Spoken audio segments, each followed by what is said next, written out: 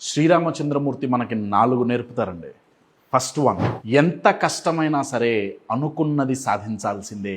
సీతమ్మ వారిని వెతికి పట్టుకోవటం చాలా కష్టమైంది, కానీ ఆయన వదల్లా.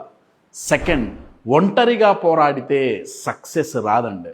శ్రీరామచంద్రమూర్తికి కొన్ని కోట్ల వానరాలు టీం వర్క్ చేసి ఆయనకి హెల్ప్ చేసినాయి.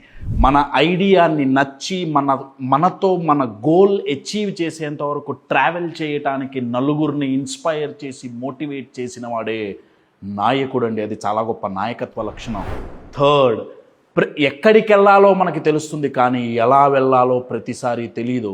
సముద్రంలో వెళ్ళటానికి దారి కనపల్లా, దారి సృష్టించుకున్నారు. ప్రతిసారి మనకు అవకాశాలు దొరకవు, కనపడవు, సృష్టించుకోవాల్సిందే.